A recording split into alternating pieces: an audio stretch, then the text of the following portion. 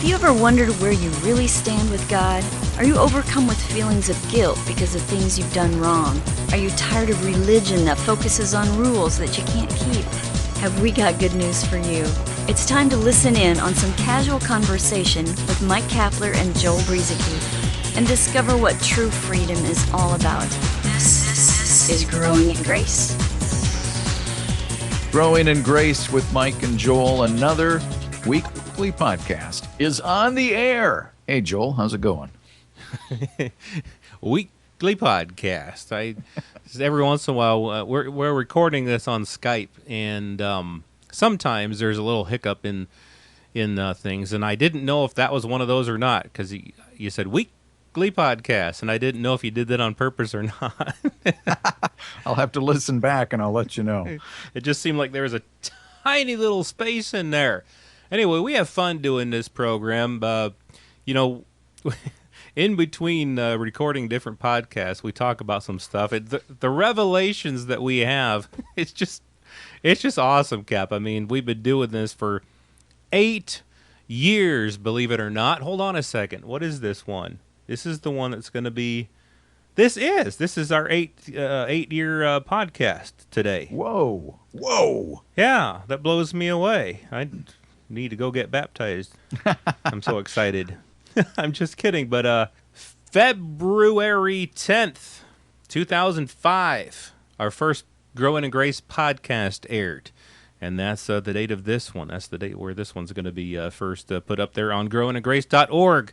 And by the way, all of our past podcasts have been uploaded to that site, growingingrace.org, so you can catch all of them. All of our episodes from the past 8 years are there for your perusal and listening pleasure. Well, I do remember the title of the first podcast. Correct me if I'm wrong, but I believe it was, What is the Gospel? Yep, that was it. We were talking about, well, we're going to do this podcast, so what's a good place to start? And that was, I think, a perfect one. And it kind of still remains as kind of the underlying root of what we do here. You know, what is the gospel? The gospel of God's righteousness being revealed, not our own righteousness, but God's righteousness that we have been given as a gift. And so as you listen to all of our podcasts, keep that in mind, that that's part of the underlying theme of Growing in Grace is the gospel itself, the good news. Well, we talked about water baptism last week, and leading up to that, we've been talking about believing, the gift of believing from God that He has provided us with, Joel, the ability to believe in the work of His Son, Jesus Christ, the finished and completed work. To take this a step further, when it comes to belief and this thing called the gift of faith, grace, being saved by grace through faith, how could anybody, and I hope you could go back and listen to our last couple of podcasts so you can kind of understand where we're coming from, but how do you think anybody could possibly reject this free gift? How is it that they could refuse to believe? Because we know we've all been given the ability to believe by God Himself. It is also a gift. So what would hold somebody back from simply believing? What do you think that they struggle with the most? Wow, there's all kinds of things I think that people struggle with. And I don't know if this is something that people struggle with the most or not. Maybe it is, maybe not. But I've got now you've made fun of me for this before, Cap, but one of my favorite artists, in fact, my all-time favorite artist, music artist, come out of him! Come out of him! is a man by the name of Adam Ant. He had the band Adam and the Ants back in the 70s and early 80s, and then he went solo. He did the whole Goody Two-Shoes thing, but he had so many other great tunes beside that one. But there is something that I can't say I've struggled with it because I just know that it's true, but he is vocally anti-Christian. I mean, he really does not like Christianity. And over the years, I've had that question about him. I wonder what it is that he has heard or what he's believed that's not true about Christ that's keeping him. In fact, I was listening to one of the old Adam and the Ants songs today, and one of the lines in the song says, "I could never see the point of showing them your boss." And this is, prepare yourself for this if you don't like hearing people talking about Christ. But he says, or talking badly about Christ, but he says, "I could never see the point of showing them your boss when they drag you through the city streets and nail you to the cross." Saying that right there just kind of cuts me to the heart, because in that line, in that verse from a song, is a huge misperception about who Jesus is. You know, it's not that he didn't come to show us that he's boss. Jesus didn't come to show us that he's the big guy up there. We better darn well do what he says, or he's going to wag his finger at us, condemn us, and put us down, or whatever. But right there, it's a misperception that people have that God is trying to put us in our place, that he's trying to make us perform well and show us that, hey, we better obey him or else. So I think that's one of the misperceptions that people have about God, thinking of him as the big boss guy up there. And really, Jesus came to show us who God is.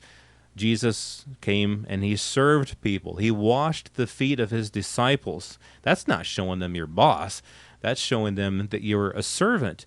Jesus came to serve, not to be served, and not to show us that he's the boss. And so that's, I think, one misperception. Yeah, and he didn't come to condemn us either. There was a picture hanging up in an office that had a picture of Jesus sitting across the desk from a businessman. It was a businessman's office, and so he appreciated the picture of Jesus kind of counseling the man and what he did through his business. But I had somebody point at the picture and said, boy, if so-and-so was in that picture talking with Jesus, Jesus' hand would be pointing the other way, because Jesus' hand was kind of sticking out. His finger was pointing out a little bit underhanded, as if he was explaining something to the businessman. He said, if so-and-so was in that picture, Jesus would probably have his hand turned the other way, pointing his finger at him like he would be wagging his finger at this particular person. The point I'm trying to make is the perception this Christian person had as they looked at the picture was that if Jesus were talking to a bad person, a businessman who, just did a lot of wrong things, then Jesus would be there to wag his finger at him, as if he was scolding him. And that's how people sometimes picture God, and they get this message sometimes through, religious circles that, in places where people don't really understand what love is. Right, yeah. I think that's a big part of it, because as you started off saying near the beginning of our podcast, why would someone refuse such an awesome gift? Why would someone refuse God with us? God came to be with us. That was Jesus, Emmanuel, God with us. God wanted to be with us. He wanted us to be with him. So he sent Jesus, his son, to die, as a man, to die for our sins and to go upon the cross because he so loved us. How could anyone refuse that gift? And again, I think it goes back to the misperception of what Jesus really was, and the misperception of who God is. So many other things, so many different mindsets, like a person might have a performance-based mindset, thinking that they need to perform for God, and if they're not performing, this was me in a sense back before I really began walking with the Lord, was that I thought that I had to clean myself up. I thought I had to change some of the things that I was doing before I could really have this walk with God. I desired to walk with God. I wanted to have it, but I felt that I wasn't living good enough, and so it was maybe someday in the future I'll be able to start living well enough, and I'll be able to have this nice relationship with God. And my misperception there was that I had to perform well enough. Here I am years later, finally, I'm free of that mentality, and that's good, because I now know that no matter where my performance is at on any given day, my standing with God is exactly the same as it always has been, because it's not based on my performance, but it's based on the performance of Jesus. So that's one thing I wish that people would really come to understand, that it's based on the finished work of Jesus, not our work. And I think that's probably one of the biggest reasons why people reject this free gift and refuse to simply believe, even though God has given them everything they could possibly want when it comes to faith and belief. But they just simply reject it. And part of the reason why is because they have this mentality of performance that they either conjured up themselves or heard about it through religious circles of some kind. And it's just not that way at all. The thing is, you got to understand, you can't be under law and grace. You're under one or the other. A lot of Christians think that they have to, if they give up the law, If they give up the commandments, then they will end up in sin, when the Bible tells us in the New Covenant that you have to give up the law and the commandments to get out of sin. And so we have it all backwards here, and a lot of people out there have this perception that once they commit their lives to Christ, once they decide to believe, that they have some sort of perception of what they are going to have to be afterward, or what they're going to have to do, or what they're going to have to avoid. And so they just decide, I'm going to stay away because I don't think I'm ready yet. And how many times have I heard that line before? I don't know if they're quite ready to receive Christ yet. Mm-hmm. Are you kidding me? Where did we get that at? And that's one of the silliest things I've ever heard of.